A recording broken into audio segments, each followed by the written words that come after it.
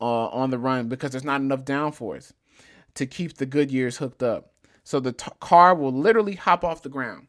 Basically, what that means is a lot of the downforce initially in the run is coming from the exhaust, but there's not enough downforce coming from the exhaust to keep the tires hooked up as it goes through what we call the shake zone. And that's why they retard that engine timing to get through the shake zone.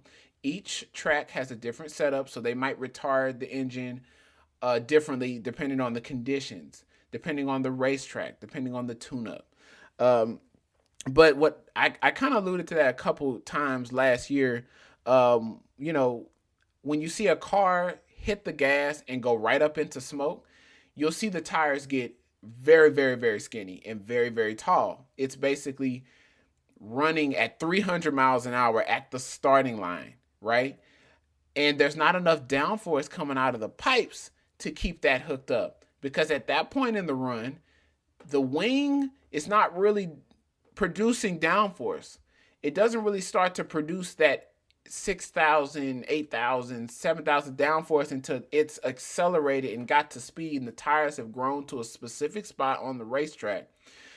That's when it'll start to produce the right amount of downforce. The pipes are still active in creating their own downforce, but now they have enlisted the help of that wing, and that helps to keep the tires hooked up by flattening the bottom of the tire as it rolls. So I wanted to talk about what final drive ratio is, just in case we don't know. So final drive ratio refers to the set of gears that connect a vehicle's engine to the driving axle. The ratio is the number used to represent how many times the transmission needs to rotate the drive shaft in order to rotate the tires one time. So that's what a drive ratio is, just in case we didn't all know that. I like to always include little nuggets in there. Okay, as the speed increases, the downforce increases as well. 3.5 times